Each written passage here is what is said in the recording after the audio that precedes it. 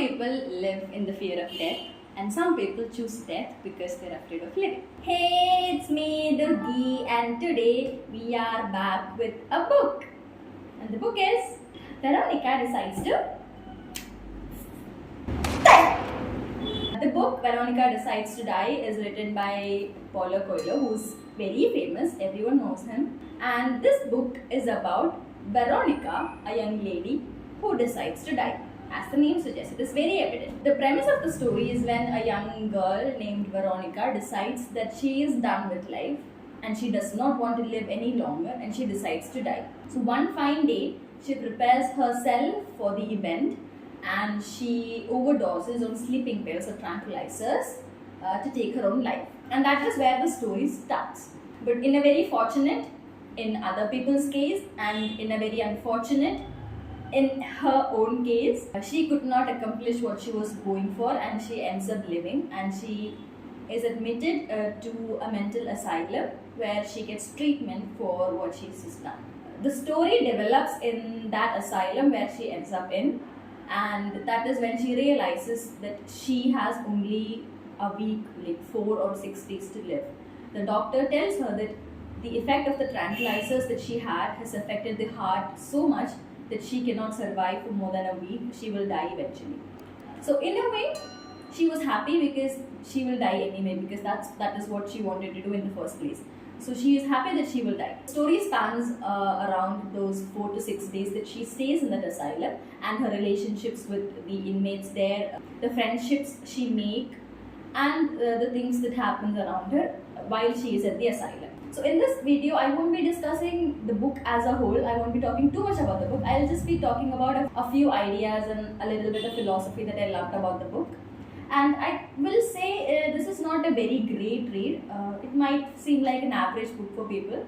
And comparing Paulo Coelho's other works, people might feel like this is a very average book, but it is not a bad book, okay? It's a very small book. You can finish it in a day. It's philosophical. I really loved the ideas and the concepts that were put forward in this book by the author, and those are the things that I will be talking about in this video. First thing I would like to mention is why Veronika decides to die.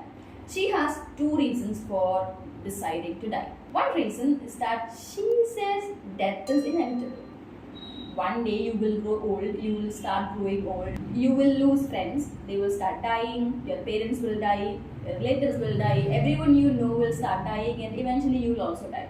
So at maybe after like 40 or 50, you will start aging and it will show on your body will give up on you, your organs will die, it will start malfunctioning, everything will go wrong after one certain age. So she's like, I will die a miserable death if I die of old age. So why not die when I'm young? Why not die when I can choose to die? Like, I am 23, I am healthy, I can die whenever I want to, I don't need anyone's help. The second reason is the helplessness she feels because of the state of the world we live in right now. She feels very burdened by the hardships and the suffering and the sorrow that is in this world, and she cannot fix it. It's a helplessness we all feel because there are climate crises happening, a species going extinct, capitalism eating the world up. One human being can do so much. Even if we decide to bring on change, unless a mass change happens, nothing can happen in this world. So we feel a helplessness every day when something goes wrong in the world. So these are the two reasons that she decides to die. So this was very interesting to me because she is not a miserable sad person, or she is not mentally ill, she's not depressed. She just wants to die because she's done. She's like, okay, my time is up, I'm just leaving, bye bye, tata. That is what the reason she decides to die for. And another thing I would like to mention is something in the first chapter itself. That is, she decides to die because she's very happy to die. She chose a very pleasant evening. She's looking outside her window, she's seeing people. She lives in a place called Slovenia. There are very interesting small details in the book that you can read. And she is very pleasant and happy because she's finally doing something that she wanted to do. She wanted to die all along, and she's finally getting to do it. But there is a point after she has taken the sleeping pills. She's overdosing on sleeping pills. That was her easiest way of dying because it is very interesting the way she pictures it. She's like, if I jump from a building, I will be in parts and my skull will be broken, and my parents will be very traumatized. They'll have to see that image and they'll have to carry that image forward. So I don't want to do that. He's like slashing the wrist is kind of romantic, so I don't want to do that either.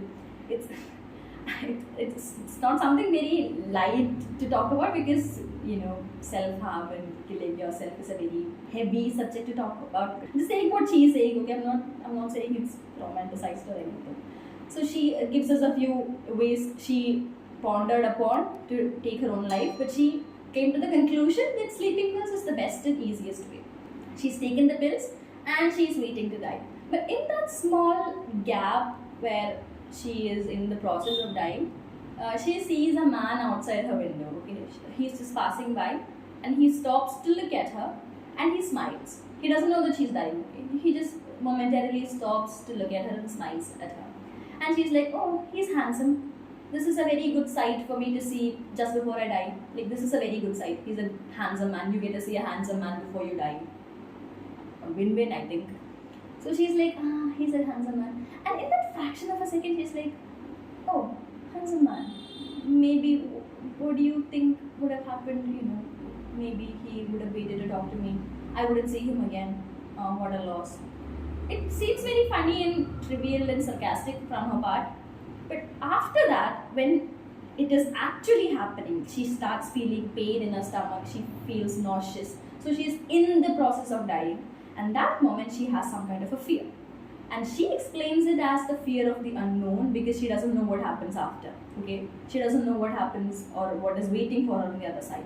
So she describes it as the fear of the unknown. But I need to ask you people a question. Okay, when a person decides to end their own life, take their own life for whatever reason, and they go through with it, okay, you do the act which will eventually take your life. But there is always a gap between you doing it and you actually getting through with the process. There is a gap where it is happening and you are in it and you're feeling the whole process. Do you think in that moment the person wants to go back? Do you think in that moment the person is like, maybe this is not worth it, maybe it's a bad decision I made, I don't want to go through with this? Do you think there is a point? And do you think even if that point occurs, is it only because of the fear of death? I mean, everyone is afraid of death. Most people are afraid of death. So maybe that is why they feel scared of dying, because they don't want to die. I mean, it is very sad and tragic that when someone wants to end their life, it's because they cannot tolerate the pain anymore, right? So maybe that is why they might have second thoughts. But do you think people have actual second thoughts? Like, I don't want to do this anymore. I want to stop it right now. Do you think people have those thoughts? But I want you people to answer that question. And another thing I want to discuss is, when a person reaches a point where he feels like taking his own life, they're at a point where they feel like the pain is so much worse than anything life can offer them at that moment, right? The pain becomes unbearable that they decide that they have had enough. They just don't want to struggle anymore. So the pain in that moment is way higher than any good thing that the life might offer them right now or in the future. But, so think about it, okay? I decide to take my own life. I want to end my misery. I'm sure that if I take my own life, I won't have to suffer anymore. I will be in a world of oblivion. But you will never know that. You will never get to see what happens after that oblivion. Why are you so sure that your pain has subsided, your pain is gone? Because you don't know what's going to happen after that. If there is an afterlife, you will go back to, heaven, hell, wherever, and you will remember everything, right? Whatever suffering you've gone through. So you are still the same person in heaven. So you will have all those trauma, the mental illness, everything you will have. You will be taking it with you. Unless there is a redemption arc where you can just forget everything. We end our lives to end our suffering. But I think one of the biggest factors of why life is such a precious thing to us is the opportunities and the choices it gives us. If I take my life today, maybe tomorrow morning I would have got a job promotion. Maybe tomorrow morning I would have won a lottery. Maybe tomorrow morning whatever I was suffering from right now would have been solved. Maybe tomorrow morning I would have found a good therapist that I have applied to. And maybe tomorrow morning I would have found the solution for the problem that I'm having right now. But now I don't get to see it. I don't get to see what my tomorrow would have been like. And I think when a person takes their own life, they're robbing themselves of that choice, of that opportunity. And maybe the next day would have been worse. Maybe the next day something even worse would have happened. But there is a possibility, there is a chance that you might end up better in your life. There is a possibility that you might be happier tomorrow. I think, personally, I think that is a very big reason enough to not choose to kill yourself or take your own life. And I know it is a very hard decision for people who suffer from suicidal thoughts or depression, anxiety, all those kinds of mental illnesses, to fight forward every day. I know it's a very draconian task for them to wake up every day and have the will to live. But I am urging you guys to not give up, because you don't know what is in store for you. You don't know what is in store for you in 5 days, in 6 days, in 2 years, in 5 years, in 10 years. You don't know. Maybe you will end up suffering even more, but maybe you will get better. Don't you want to live long enough to know where life leads? Don't you want to live long enough to see yourself recover and lead a happy life? Don't you want to strive towards that possibility? Think about it this way. It's a very light-hearted example. You watch a movie, you read a book.